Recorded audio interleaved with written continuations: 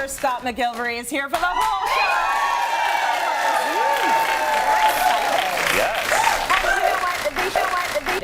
Here's what we're going to start with. We believe popcorn belongs in a bowl with butter and salt, not on the ceiling. Absolutely. So we're going to start with this. I have a question for you. Why do popcorn ceilings even exist? Why do we go there? And we've all been through it. We've all been through it home with a popcorn ceiling. Yeah, I don't think I've ever heard someone say, you know what I'm really looking for is a popcorn ceiling in my place. So I spend most of my time eliminating them, but some people repair them, and you know, sometimes they exist. But the main reason why popcorn ceilings exist is because it's a very affordable way to finish off a ceiling where it's already hard enough to get up there and do the mudding and taping and sanding. Yeah. Plus, typically, a ceiling is the first place you're going to get any cracking or sagging in your drywall over time. And this is high hiding. It's basically, it's so imperfect that it doesn't matter what kind of problems occur, it's going to be hidden behind the popcorn ceiling. Right, so it's going to hide everything. It's inexpensive to they spray to put together. On. Yeah, it's basically drywall compound. It's usually just mud, and they spray it on with a hopper. We have a bunch of pictures of it, so you can see before and afters. I mean, you guys are all familiar with what popcorn ceiling looks like, but take a look at these pics. So we can relive our time with our popcorn ceilings. If you still have one now, you can enjoy the before and after. So take a look at what it looks like when you've got a popcorn ceiling, and then take a look at after.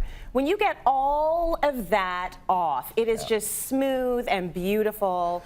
And it's the sort of ceiling most of us want in our homes. It's really hard to work with popcorn ceilings. Yeah. If you ever patch or repair, forget about it. You're gonna see that all the time. The other thing too, I mean, this day and age, people wanna move light fixtures or add pot lights. That's right. And if you're gonna do that, you're gonna have a real mess on your hands. Okay. And there's different ways of patching and repairing it. My personal favorite is eliminating it altogether. How hard is that though? And I'll tell you right now, this is the scenario you need to figure out at home. It's either real easy, or you're pretty much going to want to hire a pro. And I'm going to show you how to be able to tell the difference. So I've got two popcorn ceilings in front of me. They're identical other than the fact that this one has been primed.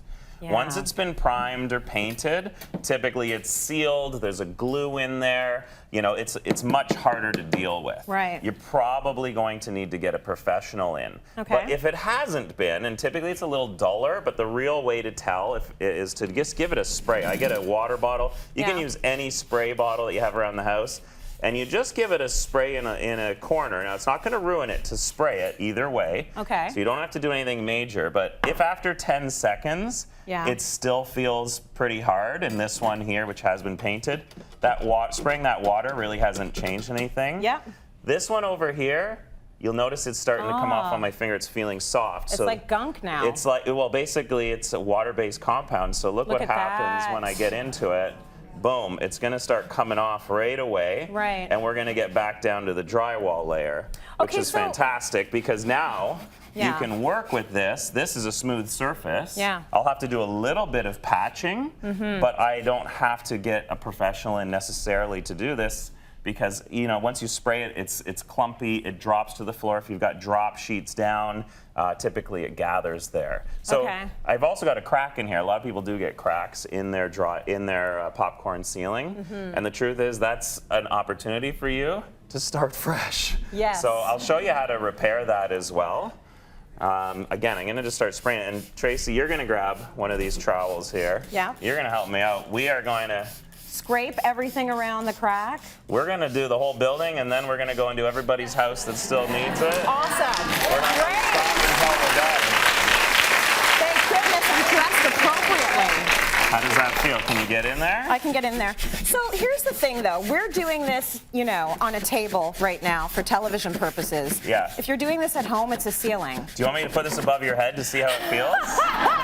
I'm just saying, that's a lot. That's a lot of this. Here's my advice. If you have a small area, a small room, it's confined, it's not too bad. You're going to get it done in a few hours, and your shoulders are going to hurt the next day. You can get your trowels onto an extension pole as well. Typically there's ones that you can go up to 12, 16 inches. Yeah. So you can just get a pole and start scraping it. It starts coming down real fast. It actually feels kind of good, guys. I'm not going to lie. It's so rewarding. I mean, I'm telling you right now. Look at how clean that is right there. That is awesome. That's a beauty patch that you just did. So once you get it to this, what do we do about this? So I'm going to show you, I mean, a lot of people, what they typically do when there's a crack, so if you've got a big crack in your, I'm going to just artificially create a crack here. If you got a big crack in your ceiling, what people can do, and this is more of a temporary fix, you can go to the hardware store, you can get a can of popcorn ceiling spray. Oh. It's a couple bucks. Yeah. But I would do a couple test patches first to make sure that it's going to match, because all popcorn ceiling is different. Yeah. But typically you want to be, 12 to 16 inches away, and it's quick sprays, or you're going to get a big clump, and then it's nasty. That'll temporarily cover it, but typically it doesn't blend well. Okay. That's the issue. Yeah. If you are doing a huge area, or you need a professional sander in, that's where you want to hire someone, and it may cost you anywhere between $5 to $10 a square foot to get your popcorn ceilings sanded, re-primed, and mudded and sanded, ready for prime, or even slightly primed. Anywhere between $5 and $10 a square foot. Okay, well, I'd love for them to see what that looks like if you do hire a professional. So say you've got this, it's been sealed, you can't get in there. This is what it's going to look like. So they're going to come in with their professional machines there. Yeah, so basically what you're seeing here is, a compound sander, and this is, we have one here. I'll show you how that works as well, but you can see you're going to have to, it's pretty intense. If you're using this for the first time, it's not going to work out exactly the way you want it. Typically people over sand certain areas. You're going to start with like a 40 grit and maybe go up to 120 to get it smooth. But these machines, as you can see, are pretty intimidating. Ooh, right? Yeah. I kind of just want to carry one of these around in the street when they're brand new like this. But it's got the vacuum attached to it, so that it really keeps the mess down. Absolutely. But that's a professional tool, though. They know what they're doing with that. Absolutely, yeah. They know what they're doing. They can get it done quickly. They can keep the mess down. Right. So that might just be what you want to do. But if you are doing it yourself, you might as well do it right. Fixing cracks like these, a lot of people think I just spray over it or I just put compound. People always forget to tape underneath. Oh. Right? So I like to use the. What's that going to do? This is mesh tape. Okay. And although it's, it doesn't look like much, this is like the rebar in your mud. So this is what holds it together from cracking again. Okay. And I've seen people struggle with this. I'm going to show you a really quick way to use it that's super easy. People get scissors and knives. You don't need any of that. It doesn't tear easily. Yeah. But if you put it on your crack there, like in your it's an adhesive your on there. imperfection, it's sticky, right? So it's going to stick. A lot of people don't realize, just grab your trowel right at the end, pull it on an angle, you're good. Perfect. So now the tape is down, and we can get that drywall compound.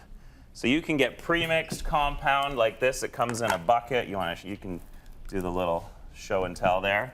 This is a pre-mixed drywall compound. You can get it dry and mix it yourself if you want. But if you're going to be patching any cracks in your ceiling, definitely want to put the tape on there first. Okay. All right, go slightly beyond the crack on either side. You get your drywall compound on. Now the first layer is about coverage. Yeah. You really want to make sure you're pressing it through the mesh tape here. It doesn't have to be pretty because you're going to sand and do a second coat in most cases. Okay, so there's a little bit of work involved, but does this come in different colors, or is it all this color? I'm just saying, you want to make sure that it all blends.